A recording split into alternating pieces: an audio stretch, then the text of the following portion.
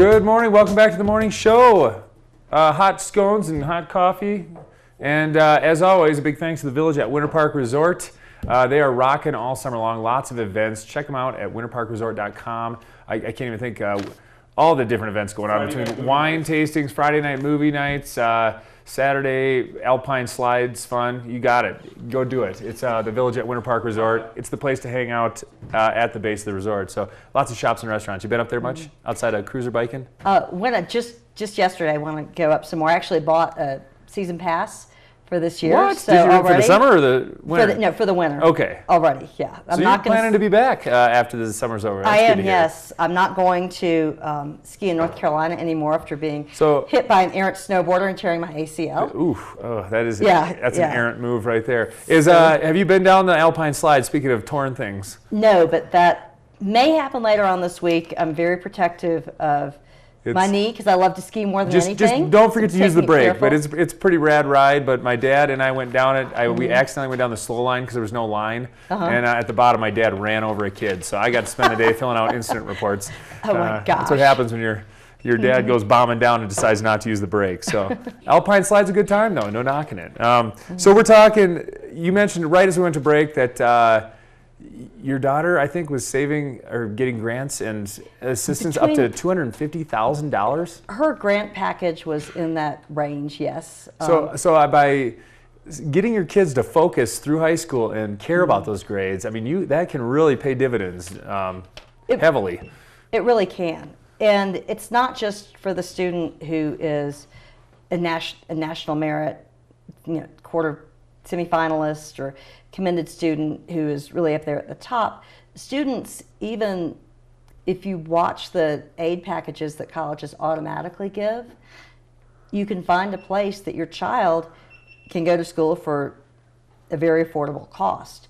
You just have to be wise about which schools are going to give you and your family the best aid packages, which schools have automatic scholarships, and then which schools may have a competitive scholarship that your student would be competitive for. And to anyone like me hearing that, kind of you get overwhelmed instantly. Like, how much research do I need to be doing? And that's the value of having someone like you, someone that understands the process and can kind of help you navigate through those challenges there. Right, and with some of the families that I've worked with, the mother had cancer, and the son was looking at very little money for college, but was a very strong student.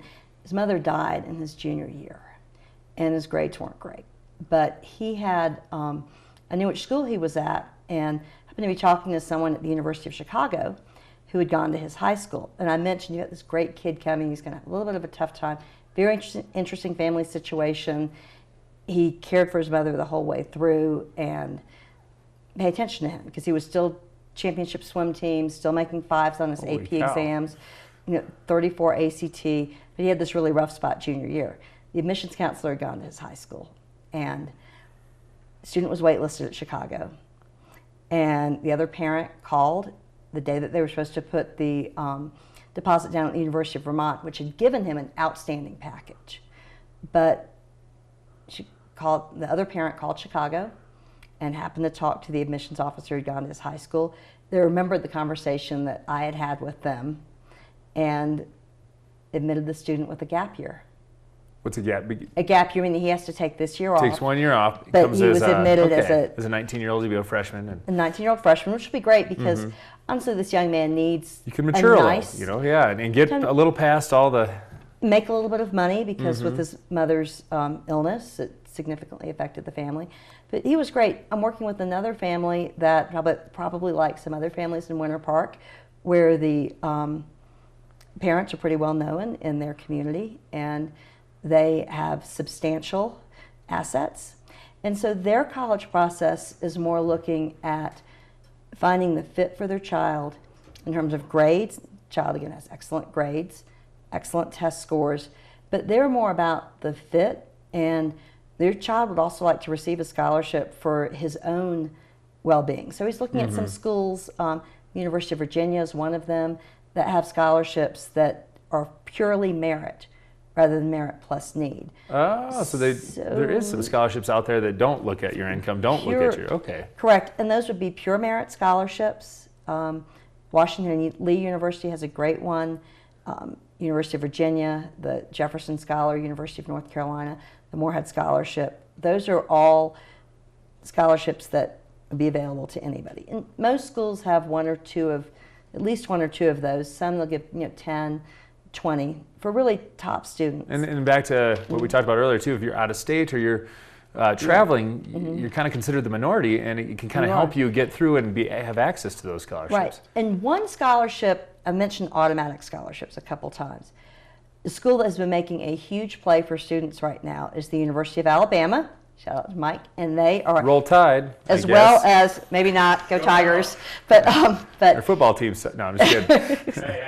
I think at Alabama they will have Nick Saban make you breakfast. Yeah, I was going to say that's what I hear. Yes. Yeah. Yes. With your meat of choice, But they have invested a great deal of money. Over 50% of their students are out of state now. Holy cow! So a student from Colorado who has a 28 ACT and would like to not freeze for a couple of years can head down to Alabama, and their tuition will be fully covered, and they will only have to pay their board costs. If their ACT is higher, they may end up even waiving their board costs, which means that they'll pay nothing. Holy cow. And so free educations, that's what we're giving out here on the morning show. We're going to take a quick break. Still hanging out with Ashley Weier, and when we come back, we'll talk a little more about the importance of AP exams. And this process it can be overwhelming, and I just can't harp enough how beneficial it is to have an advisor. And whether it's a local advisor, if they can get in contact with you, it is so important to have someone to help you navigate these waters, because there's a lot of factors that really can save you a fortune in the long run, including motivating that C's Get Degrees freshman to go for the A. So we're going to take a quick break. We'll be back in a moment.